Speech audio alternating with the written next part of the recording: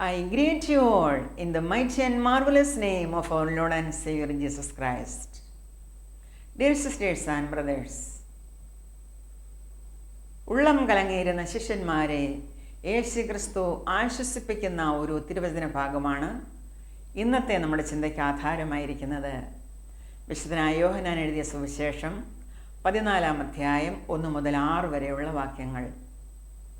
യേശുക്രിസ്തു തൻ്റെ ഐഹിക ജീവിതകാലത്തിൻ്റെ അന്ത്യപാദത്തിലേക്ക് കടന്നു വന്നപ്പോൾ ശിഷ്യന്മാരെ വിളിച്ച് അവരോട് കുറേ കാര്യങ്ങൾ സംസാരിച്ചു. താൻ കഷ്ടമനുഭവിക്കുവാനായി, കുരിശിക്കപ്പെടുവാനായി, മരിക്കുവാനായി യെരുശലേമിലേക്ക് പോകുകയാണ്. നിങ്ങളിൽ ഒരുവൻ എന്നെ ഒറ്റിക്കൊടുക്കും. ഇത് കേട്ടപ്പോൾ അവർ ആകെ ദുഃഖിതരായി. തങ്ങളിൽ ഒരുവൻ തങ്ങളുടെ ഗുരുവിനെ ഒറ്റിക്കൊടുക്കുമെന്നോ? ആരായിരിക്കും അത്? അവർ ചിന്തിച്ചു. തങ്ങൾ ഒരിക്കലും കേൾക്കുവാൻ ആഗ്രഹിക്കാത്ത കാര്യമാണ് യേശുവിൻ്റെ വായിൽ നിന്ന് അവർ കേട്ടത്. ഇത്രയും നാൾ അവരുടെ കൂടെ സഞ്ചരിച്ച യേശു എന്താണ് ഈ പറയുന്നത്? താൻ മരിക്കുമെന്നോ, കഷ്ടമനുഭവിക്കുമെന്നോ, താൻ കുരിശിൽ തറയ്ക്കപ്പെടുമെന്നോ? എന്താണ് തങ്ങൾ ഈ കേൾക്കുന്നത്? അവർ ആകെ ദുഃഖിതരായി. ഇനി ആരാണ് തങ്ങൾക്കുള്ളത്? യേശു തങ്ങളെ വിട്ടുപോവുകയാണല്ലോ, അവർ ചിന്തിച്ചു. അങ്ങനെ ചിന്തിച്ച് വിഷാദിച്ചിരുന്ന ശിഷ്യന്മാരോട് യേശു പറയുന്ന തിരുവചന ഭാഗമാണ് ഇന്ന് നാം പഠിക്കുവാൻ പോകുന്നത്. The Gospel according to St. John, chapter 14, verses 1 to 6. നിങ്ങളുടെ ഹൃദയം കലങ്ങിപ്പോകരുത്. ദൈവത്തിൽ വിശ്വസിപ്പീൻ, എന്നിലും വിശ്വസിപ്പീൻ. എൻ്റെ പിതാവിൻ്റെ ഭവനത്തിൽ അനേകം വാസസ്ഥലങ്ങളുണ്ട്. ഇല്ലെങ്കിൽ ഞാൻ നിങ്ങളോട് പറയുമായിരുന്നു, ഞാൻ നിങ്ങൾക്ക് സ്ഥലമൊരുക്കുവാൻ പോകുന്നു. ഞാൻ പോയി നിങ്ങൾക്ക് സ്ഥലമൊരുക്കിയാൽ ഞാൻ ഇരിക്കുന്നയിടത്ത് നിങ്ങളും ഇരിക്കേണ്ടതിന് പിന്നെയും വന്ന് നിങ്ങളെ എൻ്റെ അടുക്കൽ ചേർത്തുകൊള്ളും.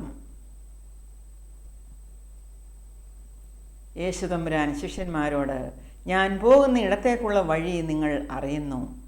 അപ്പോൾ തോമസ് അവനോട്, കർത്താവേ, നീ എവിടെ പോകുന്നു എന്ന് ഞങ്ങൾ അറിയുന്നില്ല, പിന്നെ വഴി എങ്ങനെ അറിയും? യേശു അവനോട്, ഞാൻ തന്നെ വഴിയും സത്യവും ജീവനുമാകുന്നു. ഞാൻ മുഖാന്തരമല്ലാതെ ആരും പിതാവിൻ്റെ അടുക്കൽ എത്തുന്നില്ല.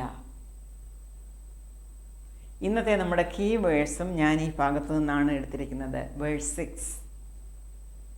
യേശു പറഞ്ഞു, ഞാൻ തന്നെ വഴിയും സത്യവും ജീവനുമാകുന്നു. ഞാൻ മുഖാന്തരമല്ലാതെ ആരും പിതാവിൻ്റെ അടുക്കൽ എത്തുന്നില്ല. Jesus said, I am the way and the truth and the life.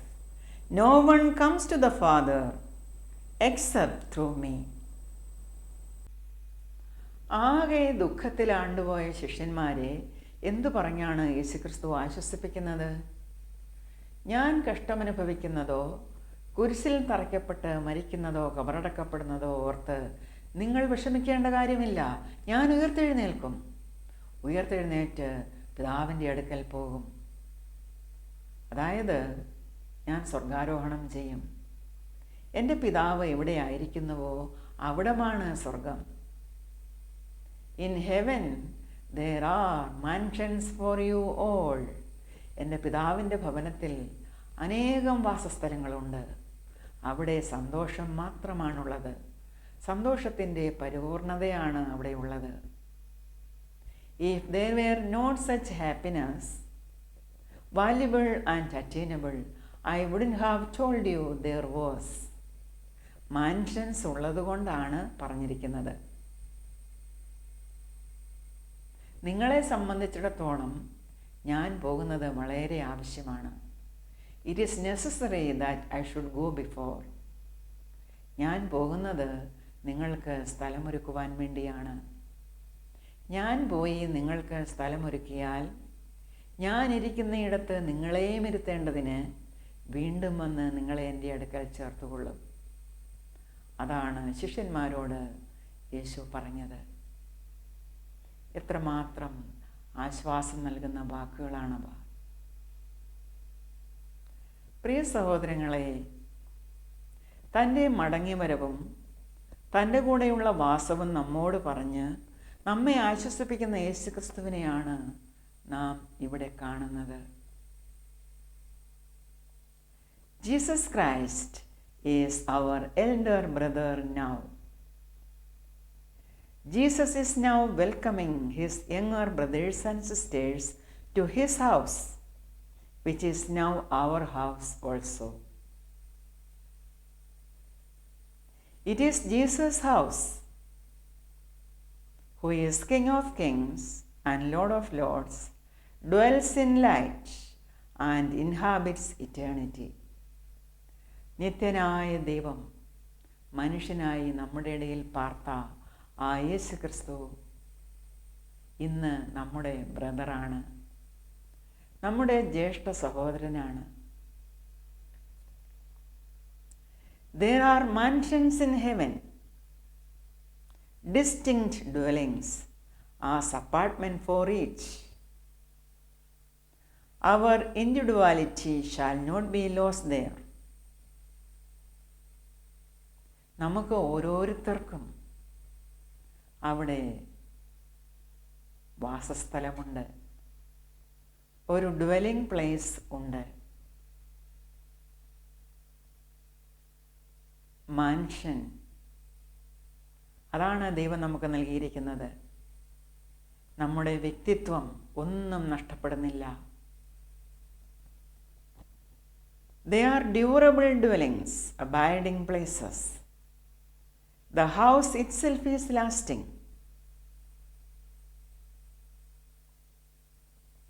ഈ ഭൂമിയിൽ നമുക്കറിയാം നാം പരദേശികളാണ് എന്ന്. But in heaven we shall gain a settlement. It is not a tent or tabernacle, a house not made with hands. കൈകളാൽ തീർക്കാത്ത, കൈപ്പണിയല്ലാത്ത ഒരു നിത്യഭവനമാണ് നമുക്ക് കർത്താവ് തന്നിരിക്കുന്നത്. അതിനായിട്ടാണ് നാം ഒരുങ്ങുന്നത്. നമ്മെ തന്നെ നാം പ്രിപ്പയർ ചെയ്യുകയാണ്. That house is eternal, fathers house, എൻ്റെ അപ്പൻ്റെ ഭവനം. യഥാർത്ഥത്തിൽ എന്താണ് പിതാവിൻ്റെ ഭവനം അഥവാ ഫാദേഴ്സ് ഹൗസ്? വിശുദ്ധ ബൈബിളിൽ ഇൻ ഹീബ്രൂസ് 11:10 നാം വായിക്കുന്നു, പിതാവിൻ്റെ ഭവനം എന്നത് ദൈവം ശില്പിയായി നിർമ്മിച്ചതും അടിസ്ഥാനങ്ങൾ ഉള്ളതുമായ ഭവനമാണ്. The city with foundations whose architect and builder is God. ഇത് ദൈവം പണിയുന്ന ആത്മീയ ഗൃഹമാണ്. എന്താണ് ആത്മീയ ഗൃഹം? ആരാണ് ഈ ആത്മീയ ഗൃഹം? ഇതിൻ്റെ ഉത്തരം നമുക്ക് ലഭിക്കുന്നത് എഫേസ്യ ലേഖനത്തിൽ നിന്നാണ്. The book of Ephesians chapter 2 versus 19-22. യേശു ക്രിസ്തുവിൽ വിശ്വസിച്ച് അവനെ സ്വീകരിച്ച് കർത്താവും ദൈവവും രക്ഷകനുമായി അവനെ അംഗീകരിച്ച് അങ്ങനെ യേശുവിൻ്റെ രക്തത്താൽ വീണ്ടെടുക്കപ്പെട്ട ജനസമൂഹമാണ് ഈ ആത്മീയ ഗൃഹം അഥവാ പിതാവിൻ്റെ ഭവനം. Fellow citizens as God's people, built on the foundation of the apostles and prophets, with Christ himself as the chief corner stone. In Christ the whole building is joined together and rises to become a holy temple in the Lord. ഇത് സ്വർഗീയ ഭവനമാണ് എന്ന് Hebrews 11:16 പറയുന്നു. അവിടെ നാം വായിക്കുന്നു, അവർ അധികം നല്ലതിനെ, സ്വർഗീയമായതിനെ തന്നെ കാക്ഷിച്ചിരുന്നു എന്ന്. ഇവിടെ അവർ എന്നത് പഴയ നിയമവിശുദ്ധന്മാരാണ്. വീണ്ടും ഇത് വാഗ്ദത്ത സന്തതിയിൽ നിന്ന് ജനിക്കപ്പെട്ട വാഗ്ദത്തങ്ങൾക്ക് അവകാശികളായ ക്രിസ്തുവിൽ സ്വാതന്ത്ര്യം പ്രാപിച്ചവരുടെ കൂട്ടമായ മീതെയുള്ള യെരുശലേമാണ്, പുത്തനാം യെരുശലേം. സ്വർഗീയ ഊർശ്ലേമിൽ പേരെഴുതപ്പെട്ട ആദ്യജാതന്മാർ എന്ന് നാം പറയുന്ന കൂട്ടരാണ് ഇവർ, ഗോഡ്സ് ഹൗസ് ഹോൾഡ്. എൻ്റെ പിതാവിൻ്റെ ഭവനത്തിൽ അനേകം വാസസ്ഥലങ്ങളുണ്ട്. Many mansions or many rooms എന്നത് വ്യക്തിപരമായി, ഇൻഡിവിജ്വലി നാം ഓരോരുത്തരെയും കുറിച്ചാണ് പറയുന്നത്. നാം ഓരോരുത്തരും ചേരുന്നതാണ് ആ ഗോഡ്സ് ഹൗസ് ഹോൾഡ്. ഞാൻ നിങ്ങൾക്ക് സ്ഥലമൊരുക്കുവാൻ പോകുന്നു, I am going there to prepare a place for you എന്നത് നമ്മെ പരിശുദ്ധാത്മാവിനാൽ ആ ഭവനത്തോട് ചേർത്ത് പണിയുന്ന യേശു ക്രിസ്തുവിൻ്റെ പ്രവൃത്തിയാണ്. ഇവിടെ പണിയുന്നത് യേശു ക്രിസ്തുവാണ്. ഞാൻ എൻ്റെ സഭയെ പണിയും എന്നാണ് യേശു ക്രിസ്തു പറഞ്ഞിരിക്കുന്നത്. I will build my church, the gates of hell shall not prevail against it. അതായത് it will not be overcome by the evils of this world system, sin, Satan and death. ഈ പണി കർത്താവ് നിവർത്തിച്ചു കഴിയുമ്പോൾ, അതായത് പൂർണ്ണ വിശുദ്ധരായി തീരുവാൻ നമ്മെ അവൻ സഹായിച്ച് അങ്ങനെ നമ്മെ ഒരുക്കി കഴിയുമ്പോൾ, അതുമല്ലെങ്കിൽ മണവാട്ടി സഭയെ ഒരുക്കി കഴിയുമ്പോൾ അവരെ ചേർത്ത് കൊള്ളുവാൻ യേശു മടങ്ങി വരും. ഇക്കാര്യമാണ് യേശു ശിഷ്യന്മാരോട് പറഞ്ഞത്. അനേക പുത്രന്മാരെ തേജസ്സിലേക്ക് നടത്തുന്ന സകലത്തിനും ലാക്കും സകലത്തിനും കാരണഭൂതനുമായ പിതാവാം ദൈവം ഇന്നും നമ്മെ പൂർണ്ണതയിലേക്ക്, തേജസ്സിലേക്ക് നടത്തിക്കൊണ്ടിരിക്കുകയാണ്. He is bringing many sons to glory. Children of God എന്ന പദവിയിൽ നിന്നും സൺസ് ഓഫ് ഗോഡ് എന്ന പദവിയിലേക്കുള്ളതാണ് ആ പ്രിപ്പറേഷൻ. അതിനാണ് നാം തയ്യാറെടുത്തുകൊണ്ടിരിക്കുന്നത്. അതിനാണ് ദൈവം നമ്മെ ഒരുക്കുന്നത്. വെളിപ്പാട് പുസ്തകം 21-ാം അധ്യായത്തിൻ്റെ 1 മുതൽ 3 വരെ നാം കാണുന്ന ആ പുതിയ ആകാശത്തിലേക്കും പുതിയ ഭൂമിയിലേക്കും സ്വർഗത്തിൽ നിന്ന് ഇറങ്ങി വരുന്ന പുതിയ യെരുശലേം എന്ന ഈ ഭവനം നാം ആകുന്നു സഹോദരങ്ങളെ. ഞാൻ പുതിയ ആകാശവും പുതിയ ഭൂമിയും കണ്ടു. പുതിയ യെരുശലേം എന്ന വിശുദ്ധ നഗരം, ഹോളി സിറ്റി, ഭർത്താവിനായി അലങ്കരിച്ചിട്ടുള്ള മണവാട്ടിയെ പോലെ ഒരുങ്ങി സ്വർഗത്തിൽ നിന്ന്, ദൈവസന്നിധിയിൽ നിന്ന് തന്നെ ഇറങ്ങുന്നത് ഞാൻ കണ്ടു എന്നാണ് യോഹന്നാൻ തൻ്റെ വെളിപ്പാടിൽ കണ്ടതായി രേഖപ്പെടുത്തിയിരിക്കുന്നത്. സിംഹാസനത്തിൽ നിന്നും ഒരു മഹാശബ്ദം പറയുന്നതായി ഞാൻ കേട്ടത്, ഇതാ മനുഷ്യരോടുകൂടെ ദൈവത്തിൻ്റെ കൂടാരം, അവൻ അവരോടുകൂടെ വസിക്കും. ഇതുതന്നെയാണ് ഇന്നത്തെ സുവിശേഷ ഭാഗമായ സെയിൻറ്റ് ജോൺ 14 നാം വായിച്ചത്, വേഴ്സ് 3. നാം അവൻ്റെ ജനമായിരിക്കും, ദൈവം താൻ നമ്മുടെ ദൈവമായി നമ്മോടുകൂടെ ഇരിക്കും. The new Jerusalem, the holy city, coming down out of heaven from God to this new earth and new heaven, prepared as a bride beautifully dressed for her husband.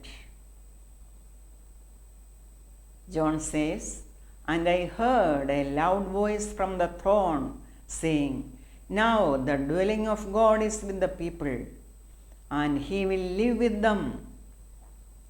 They will be his people, and God himself will be with them and be their God.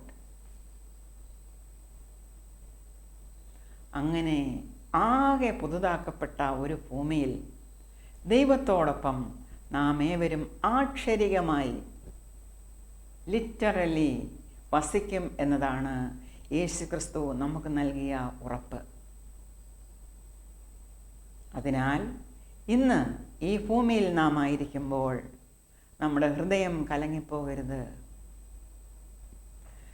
ദൈവം നമ്മോട് അരുളി ചെയ്തത് അറിഞ്ഞ് ദൈവത്തിൽ വിശ്വസിക്കുക. യേശു ക്രിസ്തു നമുക്ക് മുമ്പായി നടക്കുന്നതിനാൽ യാതൊന്നും നമ്മെ ഭാരപ്പെടുത്തില്ല. അന്ധകാരം മൂടിയിരിക്കുന്ന ഈ ലോകത്തൂടെ നാം സഞ്ചരിക്കുമ്പോൾ നമുക്ക് ദൈവത്തോട് പ്രാർത്ഥിക്കാം. Lead kindly light.